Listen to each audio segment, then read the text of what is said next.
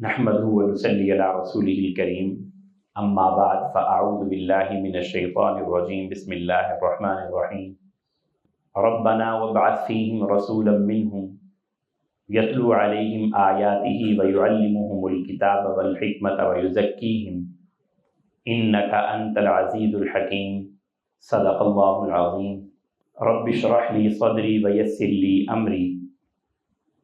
واحلل عقدة من لساني يفقهوا قولي سبحانك لا علم لنا إلا ما علمتنا إنك أنت العليم الحكيم اللهم ألهمني رشدي وأعذني من شر نفسي۔ معزز سامعین گرامی، میرے لیے یہ ایک انتہائی خوش قسمتی اور سعادت کا موقع ہے کہ آج میں اس مقام پر سرور دو عالم رحمت کونین حضور نبی کریم صلی اللہ علیہ وسلم کی سیرت پر لب کشائی کرنے کا موقع حاصل کر رہا ہوں۔ نبی کریم صلی اللہ علیہ وسلم کی سیرت طیبہ اور آقا کریم علیہ السلام کا تذکرہ یہ اس دنیا جہان کی سب سے عظیم الشان دولت ہے۔ چنانچہ اس موقع پر میں ہدایہ انسٹیٹیوٹ کے تمام منتظمین کا شکریہ ادا کرتا ہوں اور آپ تمام حاضرین کا بھی مشکور ہوں کہ آپ حضرات تشریف لائے اور یہ موقع بن سکا کہ ہم اکٹھے ہو کر بیٹھیں اور اپنے پیارے نبی صلی اللہ علیہ وسلم کی سیرت طیبہ کے چند پھول جو ہیں ان کو چن سکیں۔ نبی کریم صلی اللہ علیہ وسلم کی سیرت جاننا ایک مسلمان کے لیے بہت ضروری ہے۔ ایک آدمی اپنے خاندان کو، اپنے آباء و اجداد کو، اپنے جغرافیے کو، اپنے ماحول کو، اپنی دنیا کو جانتا ہو یا نہ جانتا ہو، اس کا گزارا ہو سکتا ہے، لیکن اگر حضور نبی کریم صلی اللہ علیہ وسلم کی شخصیت سے اس کا تعارف نہیں ہے تو یہ اس مسلمان کے لیے اس دنیا کے اندر اس طرح گزارا کرنا ناممکن ہے۔ تو الحمدللہ یہ ایک سیرہ سرکلز جو ہیں وہ قائم کیے گئے اور باہمی محبت اور تعلق کی بنیاد پر یہ سلسلہ وجود میں آیا کہ آپ صلی اللہ علیہ وسلم کی سیرت طیبہ کے چند نمایاں گوشے جو ہیں وہ آپ حضرات کی خدمت میں پیش کیے جائیں۔ نبی کریم صلی اللہ علیہ وسلم نے ارشاد فرمایا کہ 3 چیزیں ایسی ہیں جس آدمی کو وہ چیزیں مل جائیں وہ ایمان کی مٹھاس پا لیتا ہے۔ ایمان کی مٹھاس، ایمان کی چاشنی اسے مل جاتی ہے جسے یہ 3 چیزیں مل جائیں۔ اور ایمان کی مٹھاس اور چاشنی یہ ہوتی ہے کہ انسان کو اس ایمان کا ذائقہ محسوس ہو جائے اور یہ ذائقہ اسے اس طرح سے آ جائے کہ اس ذائقے کے حصول کے بعد اس کے لیے دین کے کسی بھی حکم پر عمل کرنا ناممکن نہ رہے، بلکہ اسے اس حکم پر عمل کرنے کے اندر مزہ آنے لگے۔ اسے اگر اپنی جان بھی اللہ کے راہ میں قربان کرنی پڑے تو وہ اس میں بھی جو ہے وہ بڑے مزے کے ساتھ اپنی جان اللہ کے دربار میں پیش کر لے۔ اس کو اگر ٹھنڈا کمرہ چھوڑ کر گرم مسجد میں پہنچنا پڑے تو اس کو کوئی ناگوار نہ گزرے۔ ایسے ہی اگر اسے جو ہے وہ گرم بستر چھوڑ کر ٹھنڈے پانی سے وضو کر کے نماز کے لیے کھڑا ہونا پڑے تو اسے مشکل نہ لگے۔ اسے اپنی محنت سے، اپنی مہارت سے حاصل کیا ہوا مال اگر اللہ کی راہ میں خرچ کرنا پڑے تو اس کو اس کے اندر بھی کسی قسم کی کوئی تکلیف محسوس نہ ہو۔ یہ ساری کی ساری چیزیں اسی وقت ممکن ہوتی ہیں جب انسان کو ایمان کی مٹھاس اور چاشنی اور حلاوت میسر آ جائے۔ وہ تین چیزیں جو ہیں ان میں سے ایک چیز یہ ہے کہ نبی کریم صلی اللہ علیہ وسلم نے یہ ارشاد فرمایا کہ میری ذات اسے اپنی جان اور اپنی دنیا کے ہر تعلق اور مال سے زیادہ محبوب ہو جائے۔ جس آدمی کا ایمان اس لیول پر پہنچ جائے، اس حد تک پہنچ جائے کہ اسے نبی کریم صلی اللہ علیہ وسلم کا نام نامی اور آپ کا تعلق جو ہے وہ اپنی جان سے بھی زیادہ عزیز ہو جائے، اپنے آباء و اجداد کی جان سے بھی، اپنی آل اولاد کی جان سے بھی، اور اپنے مال و دولت سے بھی زیادہ محبوب ہو جائے، تو یقیناً وہ ایمان کا ذائقہ چکھ لیتا ہے، اسے ایمان کی مٹھاس مل جاتی ہے، ایمان کی حلاوت اسے میسر آ جاتی ہے۔ اور یہ سیرت کے جو پروگرام ہیں ان کو قائم کرنے کا بھی بنیادی مقصد یہی ہے۔ ویسے تو اللہ کے فضل سے الحمدللہ ہمیں ایمان کی دولت حاصل ہے، ہم مسلمان ہیں، ہم نے کلمہ پڑھا ہوا ہے، اور اس کی وجہ سے ایک تعلق تو قائم ہے، لیکن اس تعلق کو مضبوط سے مضبوط تر کرنے کے لیے، اس تعلق کو بہتر سے بہتر بنانے کے لیے ضروری ہے کہ سرور دو عالم صلی اللہ علیہ وسلم کی ذات اقدس کا ذکر خیر کیا جائے اور اسے اپنے لیے نجات بنایا جائے۔ اور نبی کریم صلی اللہ علیہ وسلم کا ذکر جو ہے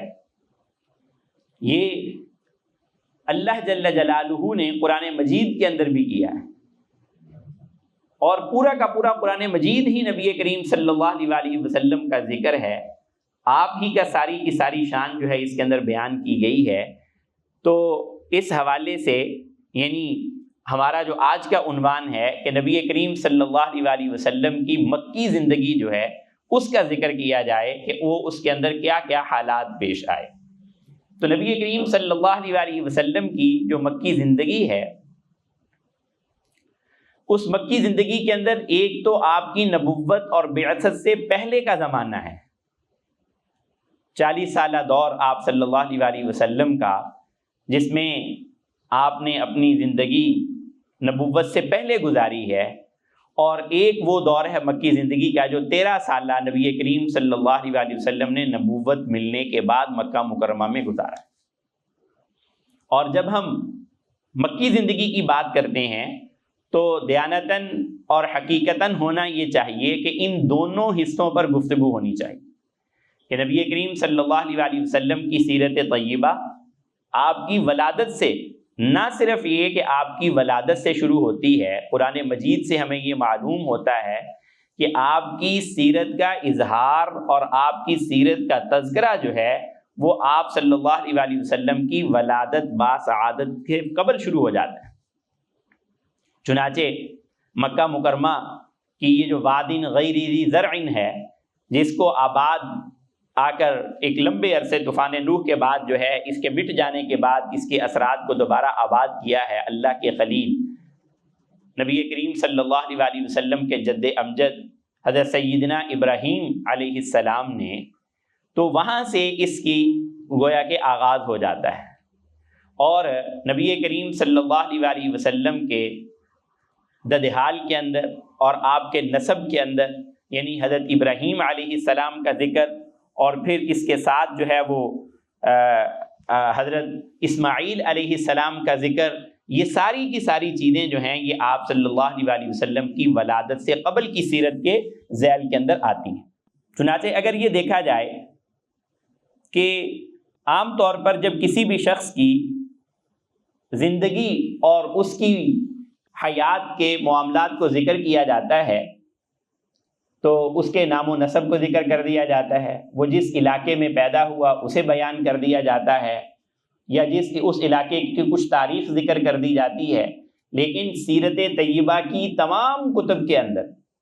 اکثر کتب کے اندر آپ کی جو سیرت کا آغاز ہے وہ مکہ مکرمہ کی آباد کاری، نہ صرف آباد کاری بلکہ حضرت ابراہیم علیہ السلام کے ذکر سے آپ کی سیرت کا ذکر شروع ہوتا ہے۔ اور کیوں نہ ہو قرآن مجید نے بھی اسی چیز کو ذکر کیا ہے۔ چنانچہ اس کو میں تھوڑا سا مختصر کرتے ہوئے آگے چلتا ہوں کہ حضرت ابراہیم علیہ السلام نے جب مکہ مکرمہ آباد کر لیا اور حضرت اسماعیل اور حضرت ہاجرہ کو چھوڑنے کے بعد جب دوبارہ واپس آئے اور اللہ کے حکم سے بیت اللہ کی تعمیر کی، تو اس وقت حضرت ابراہیم علیہ السلام نے بیت اللہ کو مکمل تعمیر کر کے اللہ تعالیٰ سے دعا کی تھی۔ دعا کیا کی تھی کہ ربنا وابعث فیہم رسولا، اے اللہ وہ رسول جس کا تو نے وعدہ کیا ہوا ہے اس رسول کو اسی جگہ پر مبعوث فرمانا۔ اور نبی کریم صلی اللہ علیہ وسلم کے اس جگہ پر آنے کے مقاصد بھی ذکر کیے کہ یتلو علیہم آیاتی، کہ وہ قرآن مجید کی آیات پڑھ کر تلاوت کر کے ان کو سکھائے گا، یعلمہم الکتاب والحکمہ، کتاب اور حکمت کی تعلیم دے گا، ویزکیہم، اور ان کا تزکیہ بھی کرے گا۔ تو اگر دیکھا جائے تو آپ صلی اللہ علیہ وسلم کی سیرت کا آغاز اس دعا سے ہو جاتا ہے، بلکہ اگر اس سے بھی پیچھے جایا جائے تو جیسے اللہ جل جلالہ نے تمام ذریت آدم سے یہ وعدہ لیا تھا، الست بربکم، کیا میں تمہارا رب نہیں ہوں؟ وَإِذْ أَخَذَ رَبُّكَ مِن بَنِي آدَمَ مِن ظُهُورِهِمْ ذُرِّيَّتَهُمْ وَأَشْهَدَهُمْ عَلَىٰ أَنفُسِهِمْ أَلَسْتُ بِرَبِّكُمْ، یاد کرو اس وقت کو جب تمہارے رب نے آدم علیہ السلام کی تمام ذریت کو پیدا کیا تھا۔ ایک حدیث مبارکہ میں آپ نے ارشاد فرمایا کہ اللہ جل جلالہ نے اپنا دست مبارک حضرت آدم علیہ السلام کی پشت پر پھیرا، اور قیامت تک جتنے انسان اس دنیا میں آنے تھے وہ تمام کے تمام وہاں پر چھوٹی چھوٹی چونٹیوں کی شکل میں، چھوٹے چھوٹے ذرات کی شکل میں سارے کے سارے وہاں پر موجود ہوئے، اور وہاں پر اللہ تعالیٰ نے ان تمام کو اپنے اوپر گواہ بنا کر کہا الست بربکم، کیا میں تمہارا رب نہیں ہوں؟ قالوا، سب نے کہا بلا، کیوں نہیں یا اللہ، آپ ہی ہمارے رب ہیں۔ ایک حدیث صحیح مبارکہ میں یہ بھی آتا ہے کہ سب سے پہلے بلا کہنے والی جو روح تھی وہ حضور نبی کریم صلی اللہ علیہ وسلم کی ذات اقدس کی روح تھی، جس نے سب سے پہلے یہ کہا کہ کیوں نہیں اے اللہ، واقعتاً آپ ہی ہمارے رب اور ہمارے مولا اور آقا ہیں۔ تو جیسے ذریت سے اللہ تعالیٰ نے آدم علیہ السلام کی ذریت سے اپنی ربوبیت کا وعدہ لیا تھا، عجیب بات یہ ہے کہ تمام انبیاء کو نبوت دینے سے پہلے نبی کریم صلی اللہ علیہ وسلم کی رسالت اور نبوت کا بھی ایک میثاق اللہ تعالیٰ نے لیا۔ اپنی ربوبیت کا میثاق کہا جاتا ہے پختہ وعدے کو، اپنی ربوبیت کا پختہ وعدہ اللہ تعالیٰ نے تمام انسانیت سے لیا، اور آپ صلی اللہ علیہ وسلم کی رسالت اور نبوت کا پختہ وعدہ تمام انبیاء سے لیا۔ یہ بھی قرآن مجید کے اندر ہے، وَإِذْ أَخَذَ اللَّهُ مِيثَاقَ النَّبِيِّينَ لَمَا آتَيْتُكُم مِّن كِتَابٍ وَحِكْمَةٍ ثُمَّ جَاءَكُمْ رَسُولٌ مُّصَدِّقٌ لِّمَا مَعَكُمْ۔ اے تمام کے تمام انبیاء میری بات آج غور سے سن لو، اللہ تعالیٰ کہہ رہے ہیں ان کو کہ میں تم سے یہ پختہ عہد لیتا ہوں، یہ پختہ وعدہ لیتا ہوں کہ تمہیں میں نبی بنا رہا ہوں، تمہیں میں کتاب دے کر دنیا میں بھیجوں گا، لیکن اگر تمہاری موجودگی میں وہ میرا آخری نبی آ جائے تو پھر تمہارا معاملہ کیا ہوگا؟ تمہاری ذمہ داری کیا ہوگی؟ تمہاری ذمہ داری یہ ہوگی کہ لَتُؤْمِنُنَّ بِهِ وَلَتَنْصُرُنَّ، کہ تم نے اس نبی پر ایمان بھی لانا ہے اور اس نبی کے مددگار بن کے، معاون بن کے بھی تم نے دنیا کے اندر زندگی گزارنی۔ یہ آپ صلی اللہ علیہ وسلم کی سیرت میں یہ عرض کر رہا ہوں کہ یہ وہ سیرت کا پہلو ہے جو آپ کی ولادت باسعادت سے ہزاروں سال پہلے یہ شروع ہو گیا۔ ایک حدیث مبارکہ میں بہت واضح طور پر آپ نے فرمایا کہ میں اس وقت بھی نبی تھا جس وقت آدم علیہ السلام ابھی پانی اور مٹی کے درمیان میں تھے، کہ اللہ نے ابھی ان کا پتلا بھی نہیں بنایا تھا، جس وقت اللہ تعالیٰ نے مجھے نبوت کے جو عہدہ ہے اور نبوت کی جو شان ہے اس سے سرفراز فرما دیا تھا۔ تو میں اس بات کی طرف اشارہ کر رہا ہوں کہ آقا علیہ الصلاۃ والتسلیم جو ہیں ان کی ولادت باسعادت سے بہت پہلے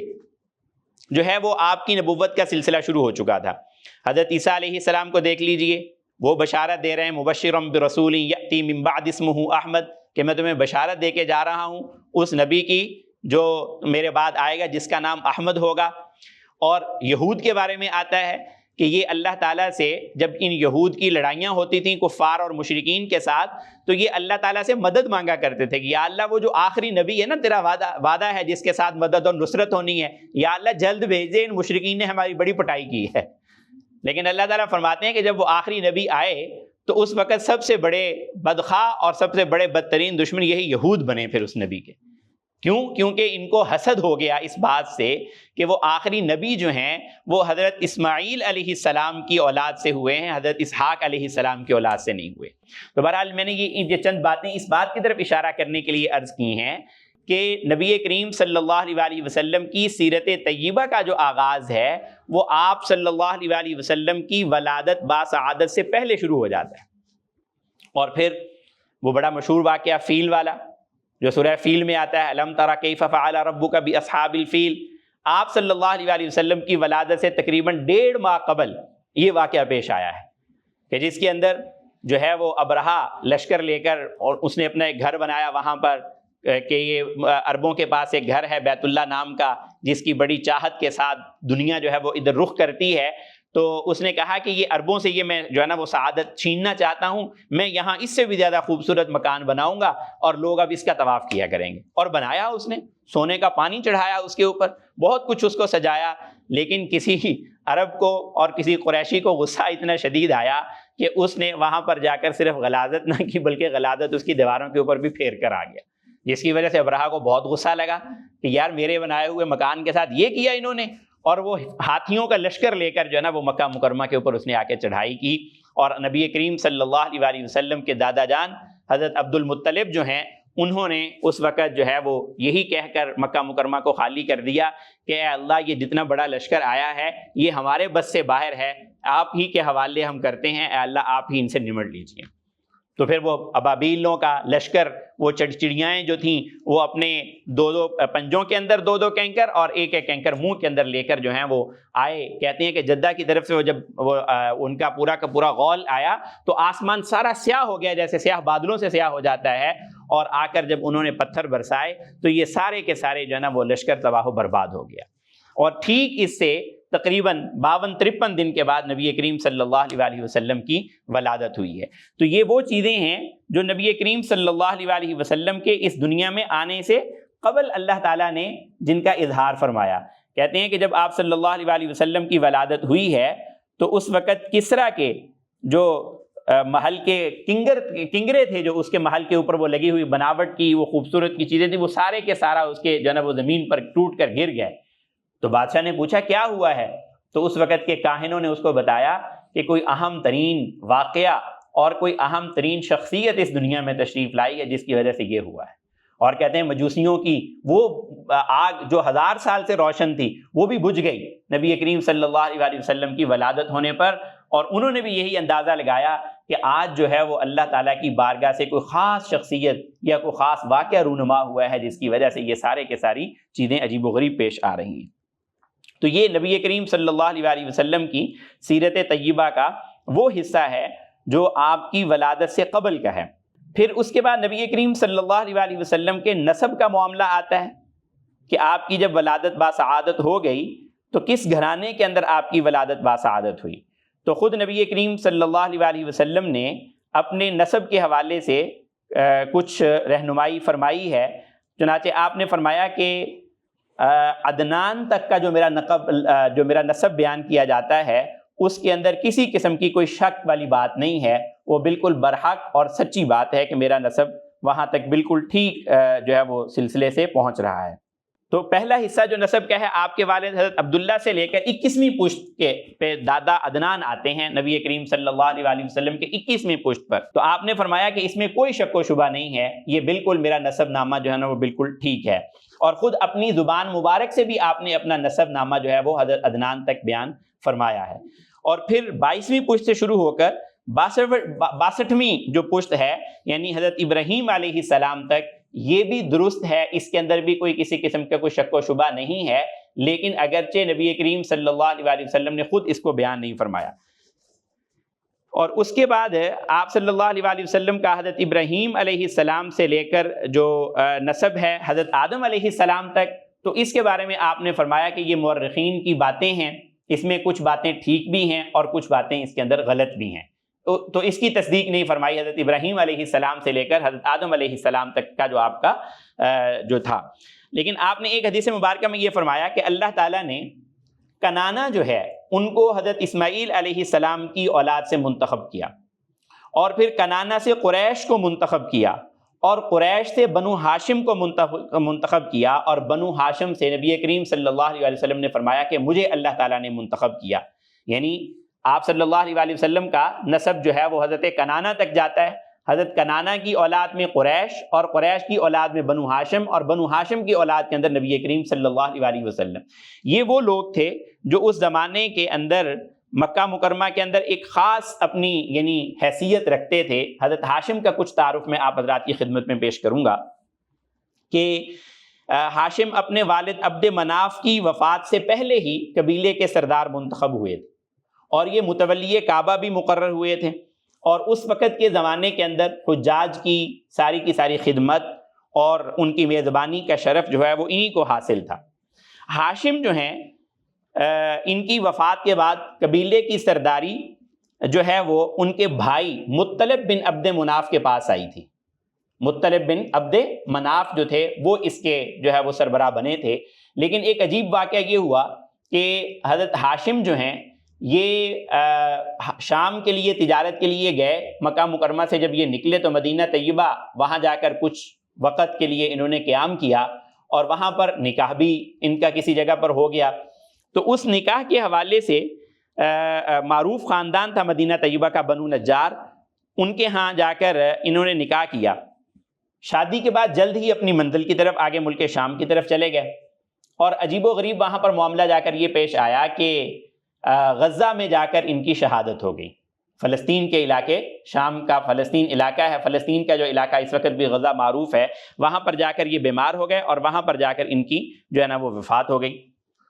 اور ادھر ان کی وفات کے بعد مدینہ طیبہ میں ان کی جو اہلیہ تھی ان کے ہاں بیٹے کی ولادت ہوئی، جن کا نام رکھا گیا شیبہ، شیبۃ الحمد ان کا لقب تھا۔ اور اس ولادت کا پتہ مطلب جو بھائی تھے ہاشم کے، ان کو بھی پتہ چلا کہ میرے بھائی کی اولاد ہوئی ہے مدینہ طیبہ کے اندر، اور یہ بھی پتہ چل گیا کہ میرا بھائی جو ہے وہ فلسطین اور شام میں جا کر جو ہے وہ فوت ہو گیا ہے۔ تو اب انہوں نے یہ سوچا کہ میں یہ چاہتا ہوں کہ میں اپنے بھتیجے کو یہاں پر لاؤں، اور بجائے اس کے کہ یہ جو کعبہ کی تولد اور جو اس کی ساری میزبانی میرے پاس ہے، یہ سارا کا سارا تاج جو ہے وہ میں اپنے بھتیجے کو لا کر اس کے سر پر رکھوں۔ تو چنانچہ مطلب جو ہیں، مطلب بن عبد مناف جو کہ ہاشم کے بھائی تھے، انہوں نے یہاں سے سفر کیا اور مدینہ طیبہ گئے، اور جا کر وہ بنو نجار کی جو خاتون تھی سلمہ نامی، ان سے جا کے گزارش کی کہ میں جو ہے وہ اپنے بھتیجے کو لینے کے لیے آیا ہوں۔ تو وہ کسی طرح سے تیار نہیں ہو رہی تھی کہ میرا شوہر تو پہلے چلا گیا، اور اب میں اپنا بیٹا جو ہے نا وہ اس کو کسی قیمت پر جو ہے نا وہ واپس وہاں پر نہیں بھیجنے والی۔ لیکن اللہ تعالیٰ نے چونکہ اسی نسب سے نبی کریم صلی اللہ علیہ وسلم کی آگے جو ہے وہ ولادت رکھی ہوئی تھی، تو انہوں نے بہت زور لگایا، اور آخر میں انہوں نے ان کو پھر یہ کہا کہ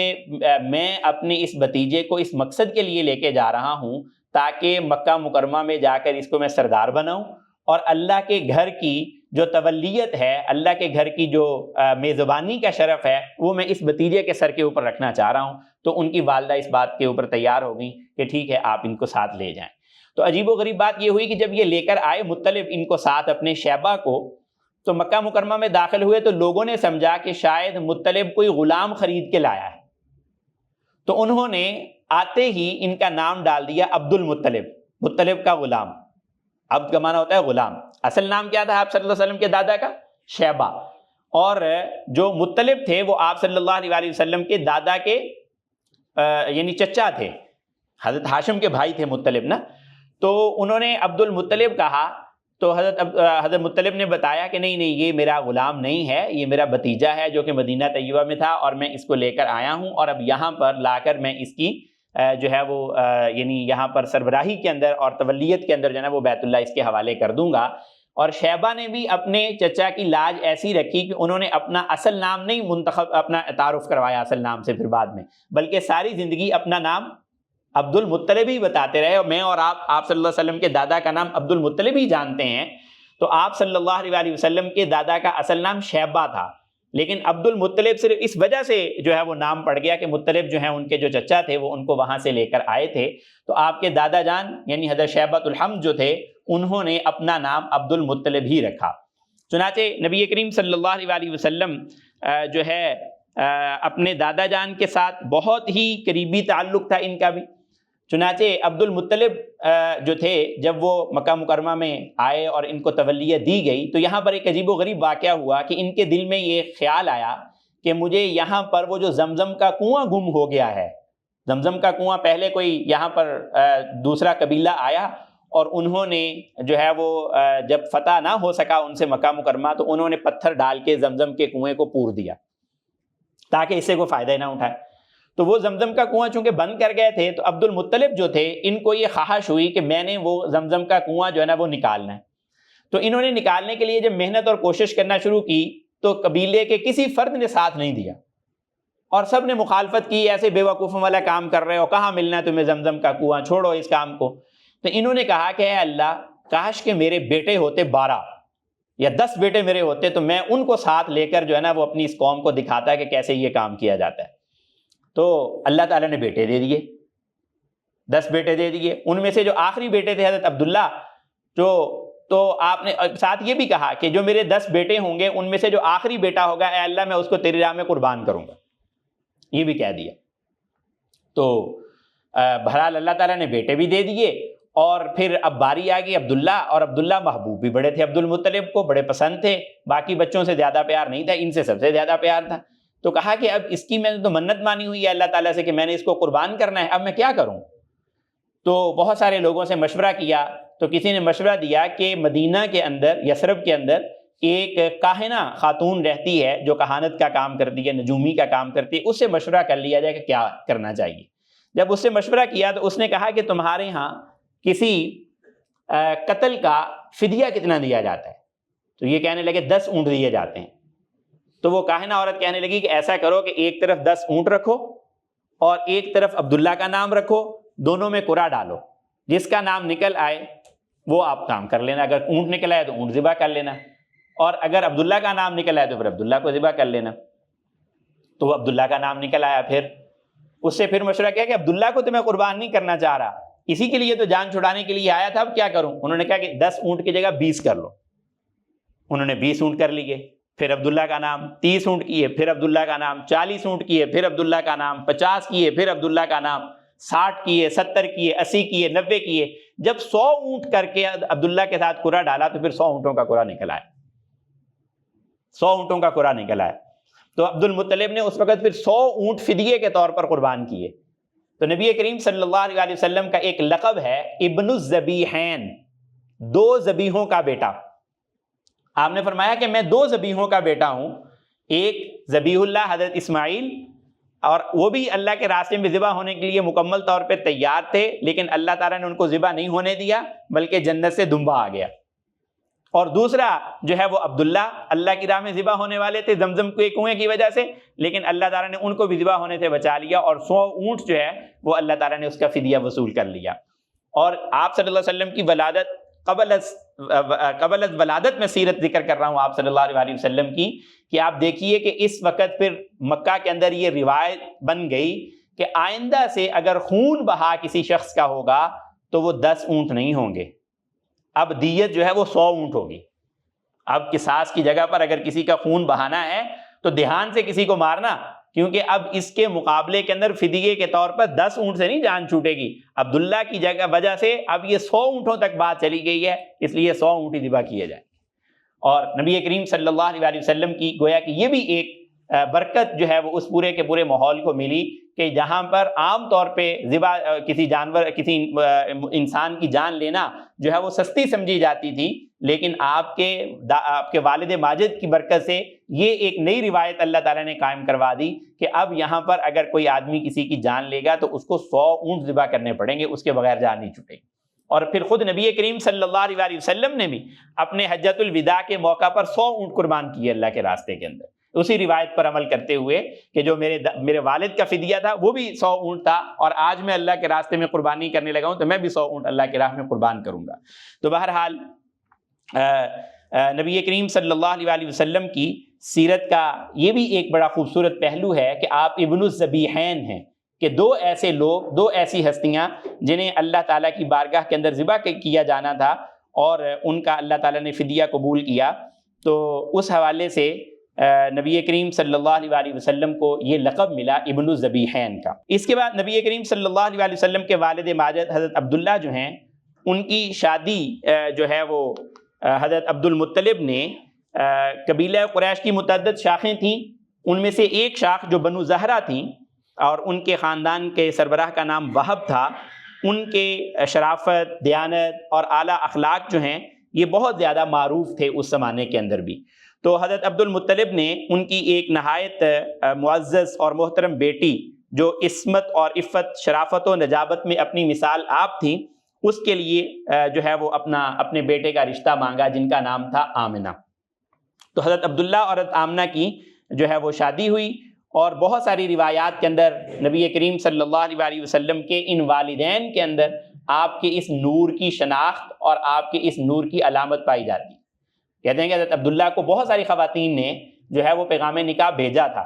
لیکن جب یہ حضرت آمنہ سے ان کی شادی ہو گئی،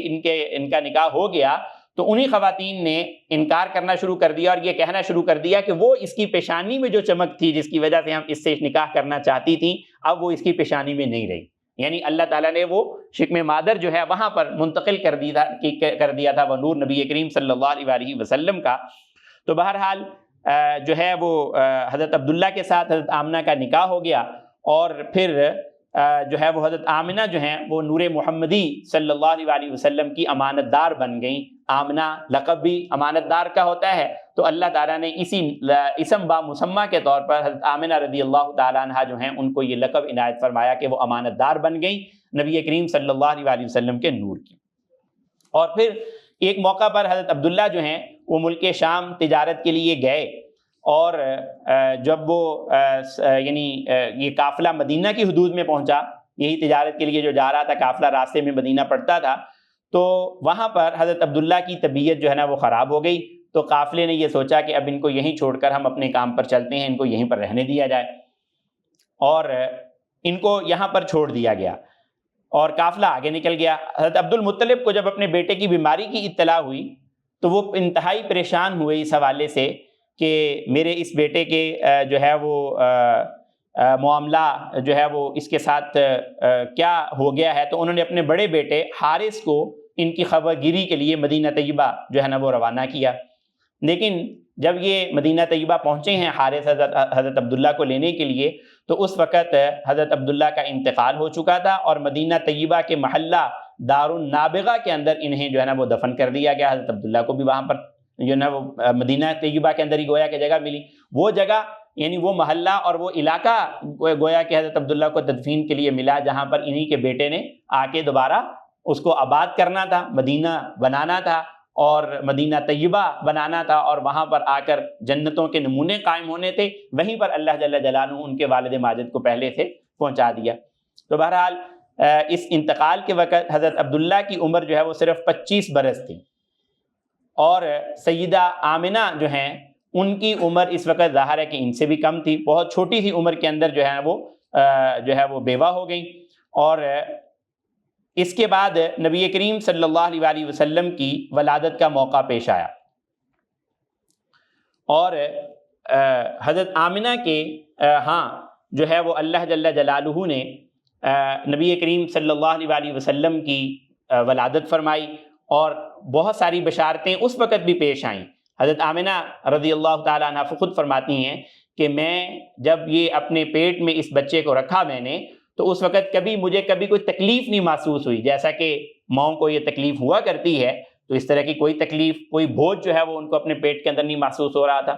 اور پھر جس وقت ولادت ہوئی تو وہ کہتی ہیں کہ مجھے جو ہے وہ اپنا پورا کا پورا گھر جو ہے وہ روشنی سے جو ہے نا وہ بھر گیا، اور مجھے یہ محسوس ہوا باقاعدہ کہ میرا پورا کا پورا گھر جو ہے وہ روشن ہو چکا ہے نبی کریم صلی اللہ علیہ وسلم کے نور سرمدی کے نتیجے کے اندر۔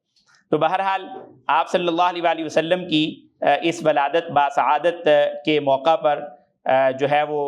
بڑے بڑے اہم واقعات جن کا میں نے ابھی ذکر کیا وہ پیش آئے۔ چونکہ مکہ مکرمہ کے اندر عام طور پر یہ رواج تھا کہ بچوں کو جو ہے وہ بادیہ یعنی قریبی جو بستیاں ہوتی تھیں وہاں پر ان کو ان کی رضاعت کے لیے، ان کو دودھ پلانے کے لیے جو ہے وہ وہاں پر منتقل کر دیا جاتا تھا۔ تو قریب کے علاقے کی جو خواتین تھیں وہ آئیں اور شیر خوار بچے اس موقع پر جو وہاں پر جن کی ولادت ہوئی تھی ان کو اپنے اپنے جو ہے وہ لینے کے لیے ان کے پاس آئیں، تو ہر ایک نے جب دیکھا کہ یہ تو یتیم بچہ ہے، اس کا تو والد سر پر نہیں ہے، تو ہمیں کوئی زیادہ انعام اور اکرام سے نہیں نوازا جائے گا، تو ہر عورت ہی جو ہے وہ اس کو چھوڑ کر چلی گئی، نبی کریم صلی اللہ علیہ وسلم کو گود میں لینے کے لیے تیار نہیں ہوئی۔ یہ بھی عجیب و غریب بات ہے۔ اور یہ سعادت جو ہے وہ حلیم ذات کی سعادت جو ہے وہ حلیمہ نام کے پاس ہی آنی تھی۔ نبی کریم صلی اللہ علیہ وسلم بردبار، اور آپ کی شخصیت جو حلم سے جو ہے وہ بھری ہوئی تھی، اور اس کی سعادت جو ہے وہ اللہ تعالیٰ نے حضرت حلیمہ کو ہی عطا کرنی تھی، تو وہ بھی کئی گھروں میں چکر لگایا، لیکن ان کو کوئی اور بچہ جو ہے وہ ان کی قسمت میں نہ پڑ سکا، تو وہ حضرت آمنہ کے پاس آئیں۔ تو اب یہ تھا کہ ان کو چھوڑ کر چلی جائیں یا جیسے تیسے ہی ہیں ان کو قبول کر لیا جائے۔ تو انہوں نے اللہ کا نام لے کر اپنے خامد سے مشورہ کر کے کہا کہ انہی کو لے لیتے ہیں، خالی ہاتھ جانے سے تو بہتر ہے۔ اور جیسے ہی نبی کریم صلی اللہ علیہ وسلم ان کی گود میں آئے،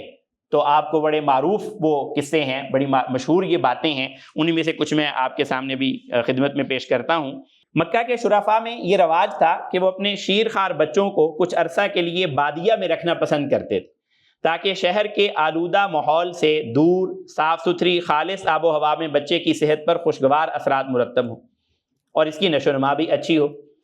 اور یہ یہاں پر کچھ لوگ سوال کرتے ہیں کہ وہ کون سا کوئی ایسا صنعتی شہر تھا جہاں پر کوئی گرد و غبار تھی یا کچھ اور چیز تھی؟ تو اس سے بھی زیادہ اصل میں اہم بات یہ تھی کہ شہر مکہ کے اندر مختلف قبیلوں کے لوگ، مختلف علاقوں کے لوگ آیا کرتے تھے، اور ان لوگوں کے آنے سے یقیناً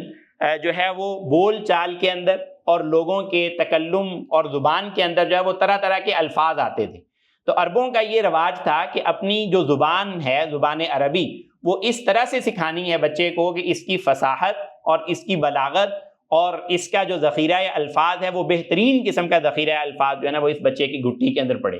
تو اس وجہ سے جو ہے وہ ان کے ہاں یہ عام طور پر جو ہے وہ رضاعت کے لیے خواتین جو ہے وہ ہائر کر لی جاتی تھی اور ان کی گود میں بچے دے دیے جاتے تھے۔ تو اس وجہ سے جو ہے وہ لب و لہجہ متاثر نہ ہو، گاؤں کی خالص زبان اور اس کی ہوا جو ہے وہ ان بچوں کو میسر آ سکے۔ تو اس حوالے سے میں نے کہا کہ یہ ان کے ہاں عام رواج تھا کہ وہ اپنے بچوں کو جو ہے وہ ان کے حوالے کر دیا کرتے تھے۔ چنانچہ آپ کی والدہ ماجدہ نے بھی اپنے لختے جگر کو گاؤں بھیجنے کا ارادہ کیا، اور یہی بنو سعد سے تعلق رکھنے والی کچھ خواتین جو ہے وہ گود میں لینے کے لیے آئی ہوئی تھیں، تو ان کی یتیمی کی وجہ سے کسی نے ان کو قبول نہیں کیا۔ تو حضرت حلیمہ کو چونکہ کوئی بچہ نہ مل سکا، اور خود بھی وہ لاغر اور فاقہ زدہ تھیں، جو کوئی بھی گھر والا ان کو دیکھتا تھا کہ ان کے تو اپنی صحت ایسی کمزور ہے، ان کے تو جانور ایسے کمزور ہیں، تو پھر کوئی بھی ان کو اپنا بچہ دینے کے لیے تیار نہیں ہو رہا تھا۔ تو حضرت یعنی بی بی آمنہ جو ہیں انہوں نے بھی یہی تصور کیا کہ میرے پاس بھی کچھ دینے کے لیے زیادہ تو ہے نہیں، تو اس لیے چلو اگر یہ قبول کرتی ہے تو اس کو ہی یہ بچہ دے دیا جائے۔ تو پہلی بار جب حضرت آمنہ سے حضرت حلیمہ نے ان کو گود میں لیا تو عجیب و غریب انہوں نے یہ کیفیت دیکھی کہ جب دودھ پلانا شروع کیا تو وہی عورت جس کا دودھ آتا نہیں تھا، اپنا بچہ بھی بلک بلک کے رو رہا تھا اور اس کو جو ہے نا وہ سیرابی نہیں ہوتی تھی، آج یہ نئے بچے نے بھی دودھ پی لیا اور اپنے بچے کو بھی دودھ پلایا تو وہ بھی سیراب ہو گیا۔ پھر اس کے بعد اگر سواری پر سوار ہونے کی باری آئی تو وہ جانور اور وہ یعنی گدھا اور گدھی جس کے اوپر یہ سوار ہو کر آ رہے تھے اور باقی قبیلے کی خواتین جو ہے وہ راستے میں رک رک کے ان کا انتظار کرتی تھی کہ یہ ساتھ مل جائے تو پھر ہم قافلے کو آگے لے کر چلیں، کیونکہ کمزوری کی وجہ سے ان کا جانور جو ہے نا وہ بار بار پیچھے رہ رہا تھا۔ تو لیکن اب حضرت حلیمہ کی جو سواری ہے وہ سب سے آگے نکل کے جا رہی ہے اور ساری خواتین پوچھ رہی ہیں کہ یہ کیا معاملہ ہے کہ جو ہے وہ آپ ہمارے ساتھ چال ہی نہیں مل رہی، کیا کوئی جانور بدل لیا ہے، کوئی سواری بدل لی ہے، کیا معاملہ ہوا ہے؟ تو انہوں نے کہا کہ نہیں، سواری بھی وہی ہے اور جو ہے وہ کیا کہتے ہیں جانے والے بھی وہی ہیں، لیکن ایک نیا سوار ایسا ضرور اس کے اندر آ گیا ہے جس کی برکتیں اور جس کی شانیں ہم یہ دیکھ رہے ہیں کہ وہ اس سواری کو تیز تیز اللہ تعالیٰ جو ہے وہ چلا رہے ہیں۔ چنانچہ حضرت حلیمہ سعدیہ جو ہیں ان کے لقب جو ہے وہ سعدیہ بنو سعد کے حوالے سے بھی ہے، اور اس حوالے سے بھی ان کو یہ لقب ملا کہ ان کو یہ سعادت ملی کہ حضور نبی کریم صلی اللہ علیہ وسلم کو انہوں نے جو ہے وہ دودھ پلایا۔ تو اپنے علاقے کے اندر جب لے گئی ہیں تو وہاں پر بھی جو ہے وہ علاقے کے اندر قحط تھا. اس قحط کی وجہ سے اکثر و بیشتر لوگ جو تھے ان کے جانور شام کو بھوکے آیا کرتے تھے، لیکن ان کے جانور جو ہیں وہ شام کو جو ہے نا وہ پیٹ بھرے ہوئے اور جو ہے وہ دودھ سے لبریز ان کے جانور اور بکریاں جو ہے نا وہ آ رہی ہیں. تو سب کہا کرتے تھے کہ دیکھو یہ حلیمہ کے جانور کہاں جا کے چرتے ہیں، وہاں سے جا کر اپنے جانور چرانے کی کوشش کرو تاکہ ہمارے جانوروں کو بھی وہاں پر کچھ چارہ اور کچھ ایسی خوراک مل سکے. تو لیکن اصل بات کیا تھی کہ یہ نبی کریم صلی اللہ علیہ وسلم کے وہ معجزے تھے جو آپ صلی اللہ علیہ وسلم کے بالکل بچپن کے اندر ہی اللہ تعالیٰ نے جن کا ظہور فرمایا. اور جو ہے وہ اس موقع پر جو ہے وہ آپ بھی یعنی اس سے جو ہے وہ ان نعمتوں سے سرفراز ہو رہے تھے، اور آپ جس گھرانے اور جس قبیلے کے اندر رہے ان لوگوں کو بھی اللہ تعالیٰ نے آپ صلی اللہ علیہ وسلم کی برکت سے بہت سارا نوازا. اور پھر ایسے ہی سیدہ حلیمہ رضی اللہ تعالیٰ عنہ کے پاس جب آپ صلی اللہ علیہ وسلم ٹھہرے ہیں تو ایک موقع پر آپ جو ہے وہ اپنے بھائی کے ساتھ کہیں کھیل رہے تھے کہ دو لوگ آئے. ان میں سے ایک نے کہا کہ یہ وہی ہے، اور دوسرے نے کہا کہ نہیں یہ وہ نہیں ہے. تو ان کو تھوڑا سا الجھن سی ہوئی، شک سا پڑا، لیکن انہوں نے آپ کو کچھ نہیں کہا اور چل دیے، چلے گئے وہاں سے. اصل میں یہ دونوں جو ہے وہ یہودی تھے اور ان علامتوں کی بنیاد پر جو ہے وہ آخری نبی کو تلاش رہے تھے کہ اگر وہ مل جائیں تو ہم ان کو اس دنیا سے ختم ہی کر دیں. لیکن اللہ تعالیٰ نے بچانا تھا کہ ان کو آپس کے اندر شک پڑ گئی اور کنفیوژن کا شکار ہو کر چلے گئے. کچھ عرصے کے بعد جو ہے وہ 4 سال کی عمر تھی آپ صلی اللہ علیہ وسلم کی کہ حضرت جبرائیل امین تشریف لے آئے، اور انہوں نے آپ صلی اللہ علیہ وسلم کو لٹایا، آپ کا پہلا شق صدر کیا، اور آپ جو ہے وہ آپ کے قلب اطہر کو نکالا، اس کو زمزم سے اور جنت کے پانی سے دھویا، آب کوثر سے، اور اس کے اندر جو شیطان کا حصہ تھا اس کو باہر نکال کے دوبارہ دل کے اندر رکھ کے سی دیا. ابھی وہ شروع ہی ہوئی ہے شق صدر کا معاملہ. تو ان کے جو دوسرے بڑے بھائی تھے وہ بھاگے بھاگے والدہ کے پاس گئے اور کہا کہ ہمارے وہ قریشی بھائی جو ہے نا ان کے ساتھ ایک سانحہ پیش آ گیا کہ ایک آدمی جو ہے وہ ان کو لٹا کے جو ہے نا وہ ان کو ذبح کر رہا ہے. تو بڑی پریشان ہوئی حضرت حلیمہ بھی، بھاگی بھاگی وہاں پر پہنچی تو آپ صلی اللہ علیہ وسلم بالکل صحیح سلامت جو ہے نا وہ وہاں پر کھڑے تھے. تو وہ بڑی حیران ہوئی. تو آپ نے کہا کہ نہیں مجھے تو کچھ نہیں ہوا، میں تو ٹھیک ٹھاک ہوں، کوئی مسئلہ نہیں ہے. تو یہ گویا کہ دنیا کی پہلی اوپن ہارٹ سرجری جو ہے وہ گویا کہ اللہ تعالیٰ نے یہاں پر آپ صلی اللہ علیہ وسلم کی امت کو یہ چیز دینی تھی اللہ تعالیٰ نے، اور آپ صلی اللہ علیہ وسلم کی ہی ذات اقدس پر اللہ تعالیٰ نے یہ کروا کے بھی دکھا دیا. اور اصل یہی ہوتا ہے کہ تحقیق کا رخ جو ہے اس کا صرف رخ ہی دینے کی ضرورت ہوتی ہے. باقی اس دنیا کی جتنی ریسرچز ہیں اس کے اندر انسان اپنے دماغ کو استعمال کر کے یقیناً جو ہے وہ مختلف قسم کے فائدے اس دنیا سے حاصل کرتا رہتا ہے. تو بہرحال نبی کریم صلی اللہ علیہ وسلم اپنے عہد رضاعت کے 2 سال کی پرورش کے بعد جو ہیں وہ دوبارہ حضرت آمنہ کے پاس لائے گئے. تو اب حضرت حلیمہ کا دل نہیں کر رہا تھا کہ کسی طرح سے بھی یہ بچہ جو ہے نا وہ میرے ہاتھ سے واپس چلا جائے. تو انہوں نے جا کے دوبارہ جو ہے وہ بہلاوا دیا، کہا کہ دیکھیں آپ کے بچے کی صحت تو پہلے سے بڑی اچھی ہوئی ہے، بڑا صحت مند ہے، تو کیوں نہ اسے 2 سال اور میں رکھ لوں. تو حضرت آمنہ رضی اللہ تعالیٰ عنہ جو ہے انہوں نے بھی اس بات کو تسلیم کر لیا کہ ٹھیک ہے کہ آپ لے جاؤ، اور مزید اس کی جو ہے نا وہ دیکھ بھال اور اس کی مزید پرورش کے لیے جو ہے نا وہ آپ ان کو لے جائیں. تو خیر نبی کریم صلی اللہ علیہ وسلم مزید 2 سال کے لیے بنو سعد کے قبیلہ کے اندر آ گئے. تو یہ ایام یعنی طفولت کہہ لیا جائے اور ابتدائی ایام تھے نبی کریم صلی اللہ علیہ وسلم کی سیرت کے. اس کے بعد جب نبی کریم صلی اللہ علیہ وسلم دوبارہ حضرت آمنہ رضی اللہ تعالیٰ عنہ کے پاس ان کے حوالے ان کی خدمت میں پیش کر دیے گئے، تو حضرت آمنہ کا یہ ارادہ ہوا کہ میں اپنے شوہر نامدار حضرت عبداللہ کی قبر پر جاؤں، مدینہ طیبہ کی زیارت کروں، یثرب کی زیارت کروں. تو انہوں نے اپنے ساتھ اپنی ایک کنیز کو ساتھ لیا اور مدینہ طیبہ کا جو ہے نا وہ سفر کیا. حضرت عبد المطلب نے اس سفر کا اہتمام اور انتظام کر دیا. جب وہاں پر جا کر جو ہے وہ قبر مبارک کی زیارت کرنے کے بعد جب واپس آئے تو ابوا کے مقام پر حضرت آمنہ جو ہیں ان کے لیے بھی جو ہے وہ اللہ تعالیٰ نے ان کی زندگی مکمل ہو چکی تھی، اور ان کے لیے بھی ان کے جانے کا اس دنیا سے وقت آ گیا اور وہاں ان کا انتقال ہو گیا، وہاں پر ان کو دفن کر دیا گیا. آتا ہے کہ نبی کریم صلی اللہ علیہ وسلم اس وقت اپنی والدہ کی قبر پر لیٹ کر چپک کر اس کے ساتھ جپھی ڈال کر روئے کہ اے اللہ میری ماں کے ساتھ کیا ہو گیا، میری ماں کہاں چلی گئی مجھ سے. ظاہر ہے کہ اتنی چھوٹی عمر کے اندر، اور اگر اللہ تعالیٰ کی جو ہے وہ حکمتوں کو دیکھا جائے تو وہ شخصیت جس نے جو ہے وہ یتیموں کا سہارا بننا تھا، تو اس کے اوپر خود یتیمی جو ہے وہ اللہ تعالیٰ نے طاری کر کے اس کو دکھائی کہ دیکھو اگر تم اس راہ سے گزرو گے تو پھر پتہ چلے گا کہ اس کا کیا یعنی کس طریقے سے یتیموں کا سہارا بنا جاتا ہے. یا دوسرے لفظوں میں یہ کہہ لیا جائے کہ امت کو یہ سبق دینا مقصود تھا کہ اگر اللہ تعالیٰ کا آسرا ہو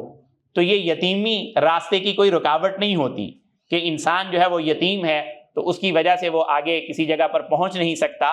اللہ تعالیٰ نے امام الانبیاء خاتم النبیین صلی اللہ علیہ وسلم کو جو مقام دیا، اور وہ بھی اسی بنیاد پر دیا کہ ان کو ان کے والد کا بھی سایہ ان کے سر پر نہیں ہے ان کے دنیا میں آنے سے پہلے ہی، اور پھر ابھی 6 سال کے ہوئے ہیں تو والدہ کا سایہ بھی جو ہے وہ سر سے اٹھ گیا. اور سیرت کے واقعات ہوں یا انبیاء کی سیرت کے واقعات ہوں، وہاں پر ہمیں ایک چیز بڑی اہم جو ہے نا وہ دیکھنے کی ہوتی ہے کہ اگر اللہ جل جلالہ کے تعلق اور اللہ تعالیٰ کا جو عظیم منصوبہ ہوتا ہے، جو اللہ تعالیٰ کی گرینڈ پلاننگ اور سکیم ہوتی ہے، اس سے ہٹ کر اگر ہم ان تمام واقعات کو دیکھیں تو یوں لگتا ہے کہ شاید ظلم ہی ہو رہا ہے، شاید ناانصافیاں ہی ہو رہی ہیں. کسی بھی نبی کا واقعہ اٹھا کے دیکھ لیا جائے، بچپن سے مشکلات ہیں اور جو ہے وہ پریشانیاں ہیں، مختلف قسم کے حوادث کا سامنا ہے، لیکن اگر اللہ تعالیٰ کے منصوبے کو سامنے رکھا جائے اور یہ دیکھا جائے کہ اللہ تعالیٰ نے اس منصوبے سے کیا نکالنا تھا اور کیا نکال کر دکھایا، تو انسان کو ایک تسلی ہو جاتی ہے، انسان کو ایک حوصلہ ہو جاتا ہے کہ واقعتاً یا اللہ تیری شان ہے کہ تو ایسے مشکل حالات سے بھی ایسے عظیم الشان جو ہے وہ نتائج اور ایسی عظیم الشان چیزیں اے اللہ تو پیدا کر سکتا ہے. چنانچہ نبی کریم صلی اللہ علیہ وسلم کی سیرت کے اندر بھی ہمیں یہی نظر آتا ہے. تو بہرحال حضرت آمنہ کے انتقال کے بعد آپ کی ساری ذمہ داری حضرت عبد المطلب کے پاس آ گئی، اور انہوں نے دادا جان نے نبی کریم صلی اللہ علیہ وسلم کی سرپرستی کے اندر، ان کی کفالت کے اندر کسی قسم کی کوئی جو ہے نا وہ کمی اور کوتاہی نہیں آنے دی، بلکہ اپنے ساتھ سلانا، اپنے ساتھ لے کر جانا، اپنے ساتھ کھلانا بٹھانا. اور چونکہ وہ متولی کعبہ تھے تو ان کی خاص نشست لگا کرتی تھی بیت اللہ کے سائے کے اندر، اور وہاں پر ان کے بیٹوں میں سے اور ان کے قبیلے کے کسی فرد کو یہ جرت نہیں ہوتی تھی کہ وہ آپ صلی اللہ علیہ وسلم کے ساتھ جو ہے نا وہ بیٹھ سکے. تو لیکن حضرت عبد المطلب کے ساتھ بیٹھ سکے، لیکن نبی کریم صلی اللہ علیہ وسلم کا یہ مقام اور مرتبہ تھا کہ آپ جو ہے وہ اپنے دادا جان کے پہلو کے اندر وہاں پر بیٹھا کرتے تھے. لیکن اس کے اندر بھی روایات میں یہ بات آتی ہے کہ عام بچوں کے اندر تو یہ ہوتا ہے کہ بڑے کے ساتھ اگر بیٹھے ہیں تو وہ شرارتیں کر رہے ہیں، کبھی ادھر کو بھاگ رہے ہیں، کبھی ادھر کو بھاگ رہے ہیں، لیکن آپ صلی اللہ علیہ وسلم کی سنجیدگی اور آپ کا وقار وہ دیکھ کر سارے کے سارے لوگ پریشان ہوتے تھے، حیران ہوتے تھے. اور عبد المطلب خود بھی یہ کہا کرتے تھے کہ تمہیں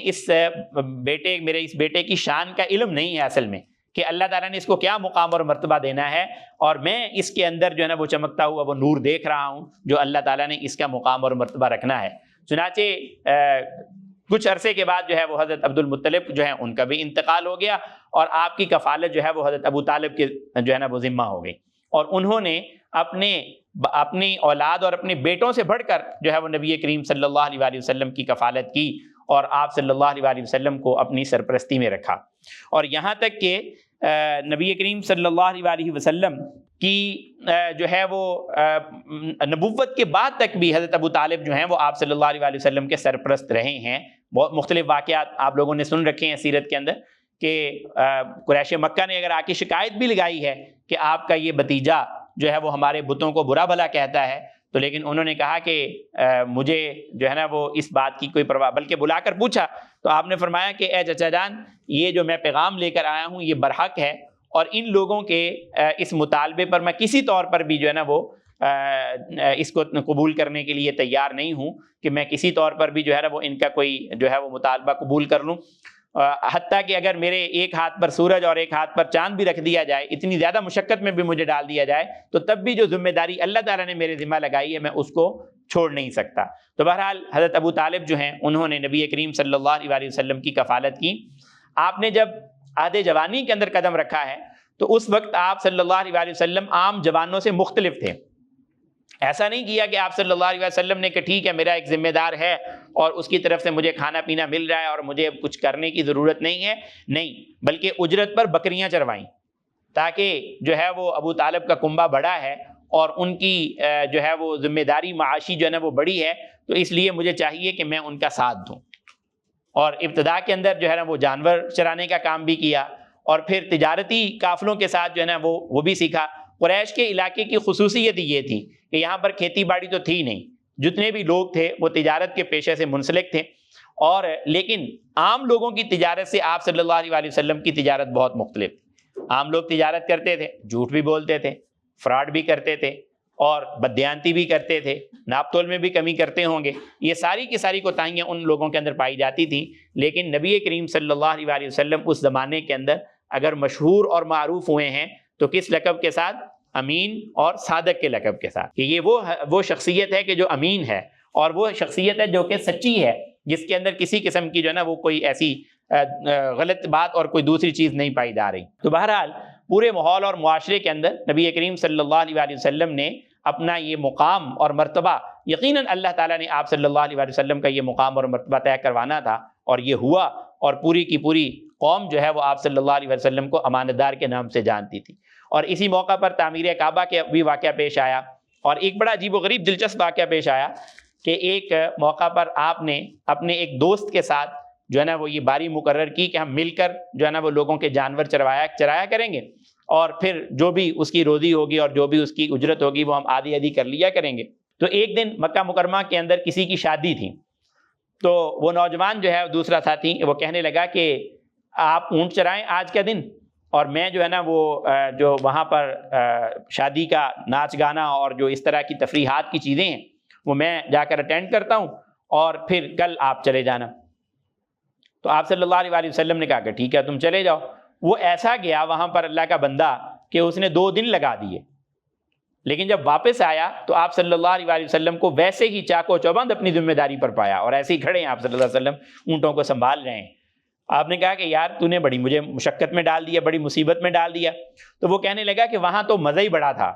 وہاں جو کھانے پینے تھے اور وہاں جو ناچ گانا اور میلہ ٹھیلا تھا، اس نے مجھے ایسا وہاں پر مسحور کیا کہ مجھے ادھر کی یاد ہی نہ آئی۔ تو بہرحال اے محمد اب تم ایسا کرو کہ میں اونٹ سنبھالتا ہوں اور تم چلے جاؤ۔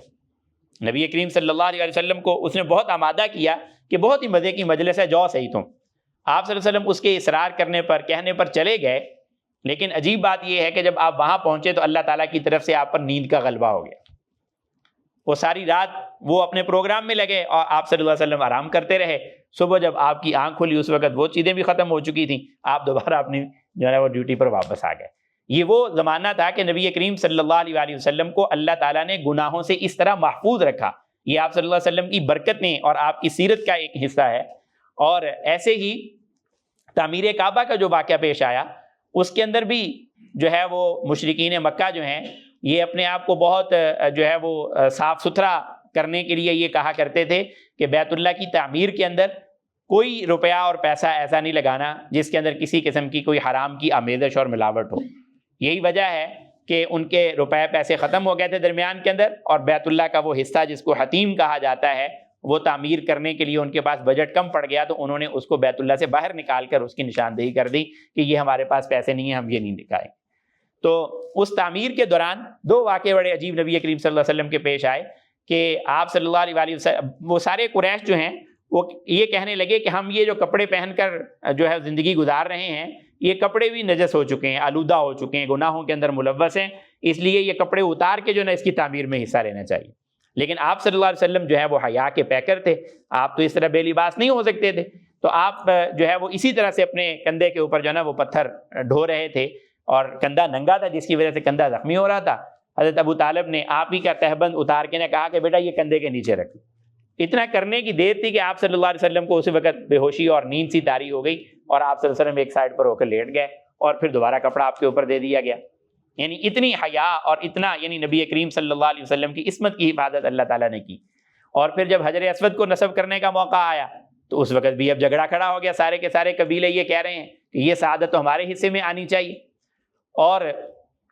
اسی موقع پر جو ہے نا جھگڑے کا نتیجہ یہ نکالا کہ کل کو حرم کے اندر جو سب سے پہلے داخل ہوگا اس سے فیصلہ کروا لیا جائے۔ تو صبح کے دن جو ہے نا جب صبح اٹھ کر دیکھا تو آپ صلی اللہ علیہ وسلم سب سے پہلے حرم کے اندر پہنچے ہوئے تھے، تو سب نے بیک زبان یہ بات کہی کہ اتاکم الامین، کہ تمہارے پاس تو امین آ گیا ہے، امانت دار آ گیا، اس سے اچھا فیصلہ کس کا ہوگا؟ جو فیصلہ یہ کریں گے آپ جو ہے نا وہ ہم اس فیصلے کو قبول کریں گے۔ چنانچہ نبی کریم صلی اللہ علیہ وسلم نے اپنی چادر بچھائی اور کہا کہ حجر اسود کو اس کے درمیان میں رکھو اور سارے قبیلے اس چادر کو پکڑ کر حجر اسود کے نصب کرنے کی جگہ تک لے جاؤ، اور وہاں پر آپ صلی اللہ علیہ وسلم نے اپنے دست مبارک سے اٹھا کے حجر اسود کو وہاں پر نصب کر دیا۔ یہ بھی آپ صلی اللہ علیہ وسلم کی ایک ایسی یعنی کہہ لیں کہ کرامت ہے، اور یہ ساری وہ چیزیں ہیں جو آپ صلی اللہ علیہ وسلم کی نبوت سے پہلے پیش آ رہی ہیں۔ ایسے ہی تجارت کا جو واقعہ حضرت خدیجہ الکبریٰ رضی اللہ تعالیٰ عنہ کے ساتھ پیش آیا، حضرت خدیجہ رضی اللہ تعالیٰ عنہ کا لقب جو ہے مکہ مکرمہ کے اندر طاہرہ تھا، یعنی پاکیزہ ترین خاتون۔ ایک طرف مالدار تھیں، ایک طرف اونچے نسب کی تھیں۔ مکہ مکرمہ میں کئی طرح کی خواتین تھیں، پیشہ ور خواتین بھی تھیں، ناچ گانے والی خواتین بھی تھیں، قہبہ گری کی جو ہے وہ لت کے اندر ملوث خواتین بھی تھیں، اور مال و دولت کے حوالے سے بھی بڑی طرح طرح کی خواتین موجود تھیں۔ حضرت سیدہ خدیجہ الکبریٰ رضی اللہ تعالیٰ عنہا کا معاملہ یہ تھا کہ جو ہے وہ 2 شوہر ان سے پہلے وفات پا چکے تھے، مال و دولت بھی بہت زیادہ تھا، اور پاک باز بھی تھیں، تو اس لیے قریش کے بڑے بڑے سردار جو ہیں وہ ان کے مال و دولت پر نظر رکھ کر کئی دفعہ ان کو پیغام نکاح بھجوا چکے تھے کہ ہمارے ساتھ نکاح کر لیا جائے، لیکن حضرت سیدہ خدیجہ الکبریٰ رضی اللہ تعالیٰ عنہ کو اللہ تعالیٰ نے جو ہے وہ کسی اور کے لیے منتخب کر رکھا تھا، تو وہ ہر ایک کو انکار کر رہی تھی، کسی کے ساتھ بھی نکاح کرنے کے لیے تیار نہیں ہوئی۔ اسی زمانے میں ان کو یہ خبر ہوئی کہ یہ محمد بن عبداللہ جو ہیں یہ جب تجارت کے لیے جاتے ہیں تو ان کی امانت اور ان کی دیانت اور ان کی صداقت کی جو ایک عجیب شان ہے، تو انہوں نے پیغام بھیجا کہ جو ہے وہ میرا مال جو ہے نا وہ بھی تجارت کے لیے لے کر جائیں۔ نبی کریم صلی اللہ علیہ وسلم تیار ہو گئے اور آپ ان کا مال لے کر گئے، تو انہوں نے اپنا ساتھ غلام جو ہے وہ میسرہ نامی غلام جو ہے اس کو بھی بھیجا، اور یہ جب تجارت کے سفر سے واپس آئے تو نفع بھی پہلے سے بہت زیادہ، اور میسرہ نے بتایا کہ بددیانتی بھی کوئی نہیں، کسی قسم کی کسی کے ساتھ کوئی دھوکہ نہیں ہے، کوئی فراڈ نہیں ہے، جو مال ہے حق سچ وہ اسی کو کہہ کر انہوں نے اسی طرح سے بیچا ہے۔ تو بڑی حیران ہوئی، اور نبی کریم صلی اللہ علیہ وسلم کے ساتھ جب معاملہ نمٹانے کی باری آئی تو جو اجرت طے تھی آپ صلی اللہ علیہ وسلم کو وہ اجرت دی گئی، آپ نے وہ اجرت پکڑی اور آرام سے جو ہے نا وہ اپنی نظریں نیچے کیں اور چل دیے۔ اب یہ حیران ہوئی کہ قریش کے سردار جو ہیں وہ تو روپے پیسے کے ہرس کے اندر میرے پیچھے بھاگ رہے ہیں، اور یہ محمد عجیب آدمی ہے کہ اب اتنا زیادہ نفع ہوا ہے۔ انسان کی فطرت ہے کہ انسان کسی کا کوئی کام کر کے دے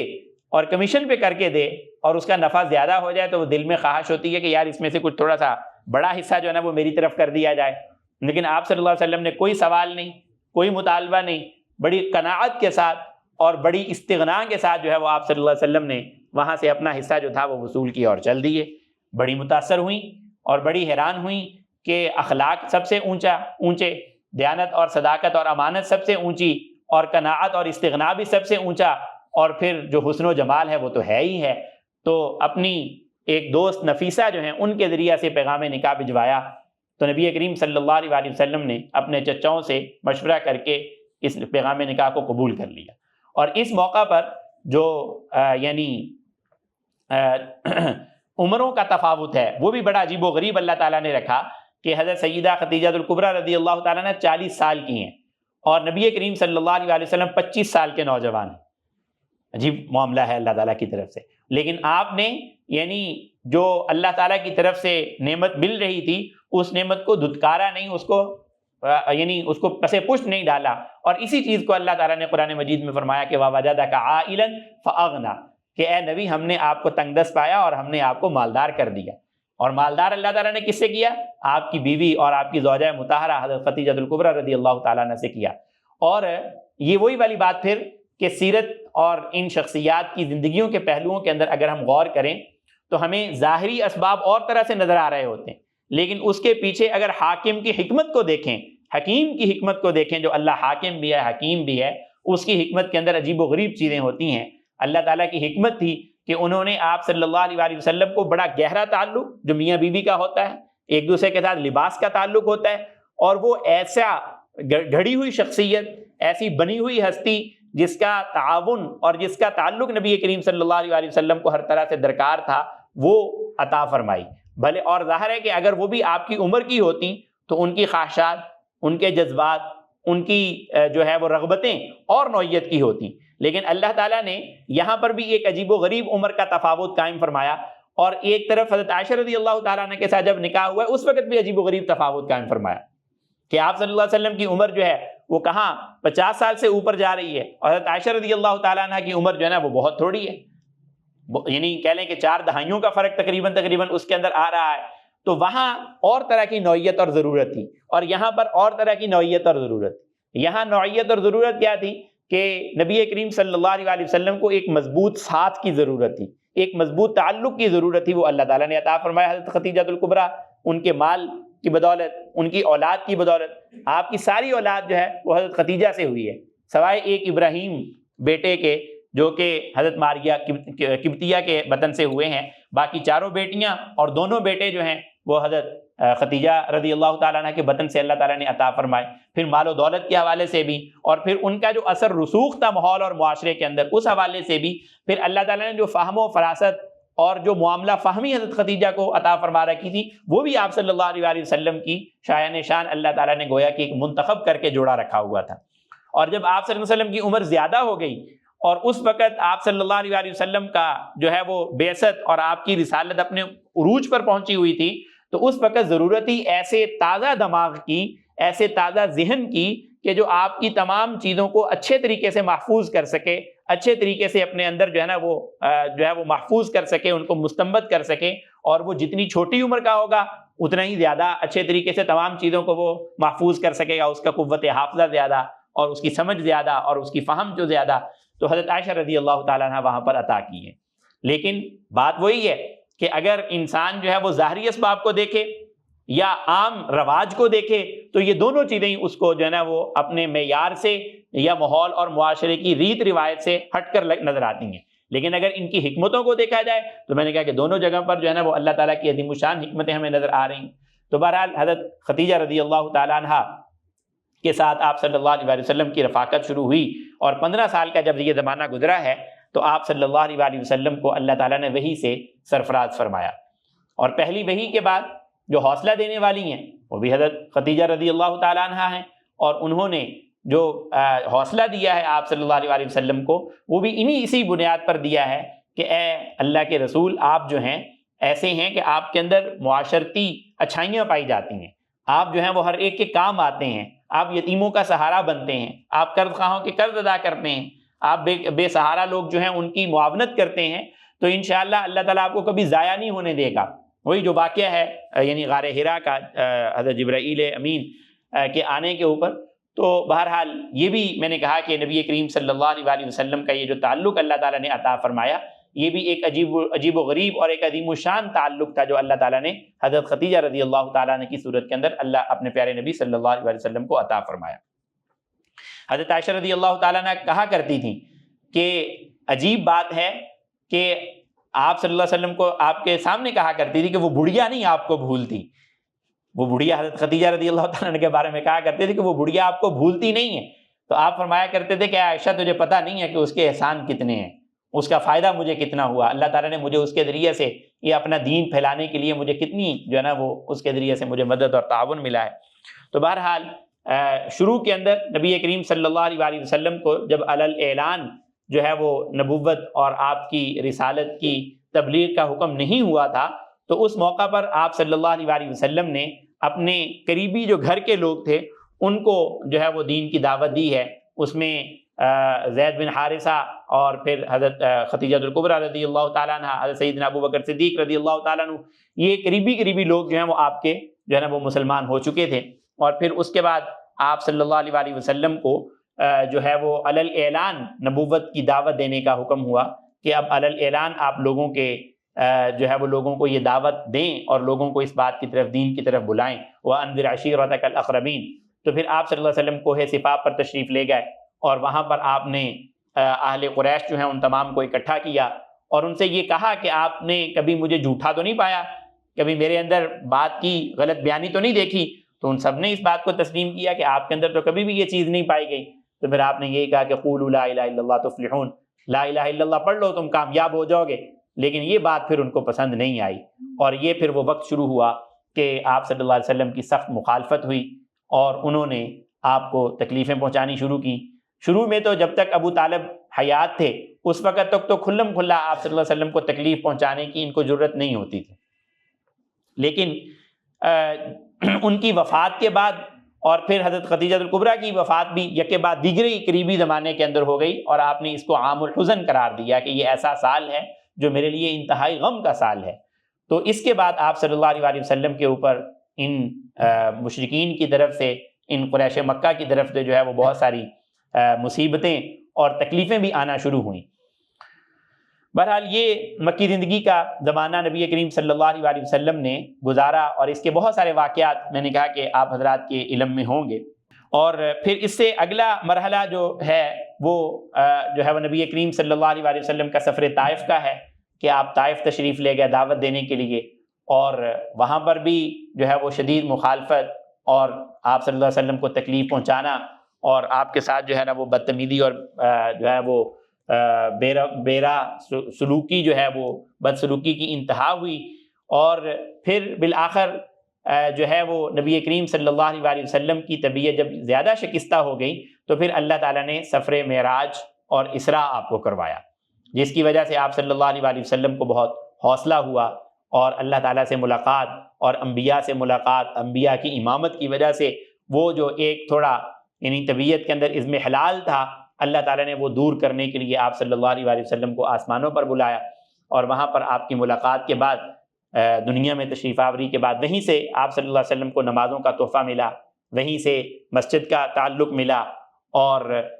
وہیں سے آپ صلی اللہ علیہ وسلم کو اس بات کی بشارت ملی کہ آپ کا جو دین ہے وہ تمام ادیان پر غالب ہو کر رہے گا۔ تو بہرحال مکی زندگی کا جو اہم واقعات کے خلاصے ہیں وہ یہاں تک ہیں۔ اور پھر نبی کریم صلی اللہ علیہ وسلم نے ہجرت حبشہ جو ہے اس کے حوالے سے بھی اپنے بعض احباب کو ترغیب دی کہ وہ حبشہ کی طرف ہجرت کریں۔ انہوں نے کچھ زمانہ حبشہ کا وہاں پر گزارا ہجرت کے زمانے کے اندر، اور پھر واپسی پر جو ہے وہ آپ صلی اللہ علیہ وسلم کو اب یہ اشارے ہونے لگ گئے کہ آپ نے مکہ مکرمہ کو چھوڑنا ہے اور مدینہ طیبہ کی طرف ہجرت کرنی ہے، اور آپ صلی اللہ علیہ وسلم نے اس کی تیاری کی، اور حج کے موقع پر جو باہر سے قافلے آتے تھے آپ نے ان کو دین کی دعوت دینا شروع کی۔ انہی میں بیعت عقبہ اولیٰ اور بیعت عقبہ ثانیہ ہوئی، جو انصار مدینہ کے حوالے سے انہوں نے اسلام قبول کیا، اور آپ صلی اللہ علیہ وسلم کو دعوت دی کہ آپ مکہ مکرمہ چھوڑ کر مدینہ طیبہ تشریف لے آئیں، اور آپ کا پھر سفر ہجرت شروع ہوا، یہاں سے پھر آپ کا مدنی دور شروع ہوتا ہے۔ تو حاصل کلام یہ ہے کہ آپ صلی اللہ علیہ وسلم کی سیرت شروع سے لے کر آخر تک جب دیکھی جائے تو اللہ تعالیٰ کی ایک خاص جو ہے وہ منصوبہ بندی نظر آتی ہے، اور مسلمان کے لیے ہر زمانے کے اندر آپ صلی اللہ علیہ وسلم کی سیرت جو ہے وہ ایک رہبری اور رہنمائی کا ذریعہ ہے۔ اگر کوئی حالات ایسے پیش آ جائیں جن حالات کے اندر مسلمان جو ہے وہ کھل کر نہیں جی سکتے، اور ان کے لیے ایسے مشکل حالات ہیں جیسا کہ بر صغیر کی تقسیم سے پہلے ہندوستان کے اندر مسلمانوں کے اوپر بہت سارے ایسے سخت حالات آئے، اور ان حالات کے اندر مکی زندگی جو ہے وہ آپ صلی اللہ علیہ وسلم کی مسلمانوں کے لیے مشعل راہ ہوتی، اور اگر اللہ تعالیٰ مسلمانوں کو حکومت عطا فرما دیں، ریاست عطا فرما دیں، تو پھر آپ صلی اللہ علیہ وسلم کی جو مدنی زندگی ہے وہ مسلمانوں کے لیے مشعل راہ ہوتی ہے کہ اس کے ذریعے سے انسان جو ہے ایک مسلمان اپنی زندگی کو زیادہ اچھے طریقے سے گزار سکتا ہے۔ تو یہ نبی کریم صلی اللہ علیہ وسلم کی مکی زندگی کا کچھ خلاصہ جو ہے وہ میں نے آپ حضرات کی خدمت میں پیش کیا ہے۔ آپ صلی اللہ علیہ وسلم کا تذکرہ جو ہے وہ بذات خود مقصود ہے، یعنی اس سے کوئی سبق نہ بھی ملے، کسی بندے کی صلاحیت ایسی نہ ہو کہ اسے کوئی سبق کشید کر سکے، لیکن اس کا ذکر کرنا آپ صلی اللہ علیہ وسلم کی محبت بڑھانے کا ذریعہ ہے، آپ کے احسانات کو جو ہے وہ انسان کے دل کے اندر جگہ بنانے کا ذریعہ ہے کہ انسان کو اس بات کا احساس ہوتا ہے کہ وہ ہستی جس کی بدولت ہمیں یہ دین ملا ہے، اور ہمیں اپنی ماں کی گود سے یہ دین ملا، اطمینان کے ساتھ ہمیں ملا ہے، اس ہستی نے اس دین کو ہمارے تک پہنچانے کے لیے کتنی مشقتیں اٹھائیں کہ باپ کا سایہ دنیا میں آنے سے پہلے اٹھ گیا، ماں جو ہے وہ اللہ تعالیٰ نے وہ بھی واپس بلا لی، دادا بہت شفیق تھے وہ بھی چلے گئے، اور سہارا کوئی نہیں۔ لیکن اس کے بعد جب یعنی سلسلہ شروع ہوا ہے رسالت کا اور آپ صلی اللہ علیہ وسلم کی بعثت کا، تو آپ نے مختلف قسم کی تکلیفیں، پریشانیاں اور مشقتیں جو ہے نا وہ ان آزمائشوں سے گزرنے کے بعد اگر اللہ تعالیٰ کے دین کو قائم دائم رکھا ہے، اپنے فریضے کو مکمل طور پہ ادا کیا ہے، تو میرے اور آپ کے لیے پھر کوئی عذر نہیں رہ جاتا کہ بھی میرے تو یہ مسئلے ہیں، میرے تو یہ کام ہیں، میرے تو یہ معاملات رکاوٹ ہیں۔ ایسی کوئی چیز نہیں ہے۔ اگر اللہ کے دین کو غالب اور سرفراز کرنا ہے تو پھر ہمیں نبی کریم صلی اللہ علیہ وسلم کی محنتیں اور آپ کی جو پیش آنے والے مصائب اور مشقتیں ہیں ان کو سامنے رکھنا ہوگا کہ واقعتاً جب اللہ کے رسول جو اللہ کے سب سے زیادہ محبوب ہیں، تمام انبیاءوں کے سردار ہیں، ان انبیاء کے سردار کے ساتھ اگر یہ معاملہ پیش آ گیا ہے تو مجھے اور آپ کو اگر دین پر چلتے ہوئے کوئی مشقت، کوئی رکاوٹ، کوئی پریشانی پیش آتی ہے تو یہ تو کوئی بہانہ نہیں ہے، یہ تو کوئی عذر نہیں ہے۔ اللہ جل جلالہ ہمیں نبی کریم صلی اللہ علیہ وسلم کی محبت اور کامل اتباع نصیب فرمائیں۔ وآخر دعوانا ان الحمد للہ رب العالمین۔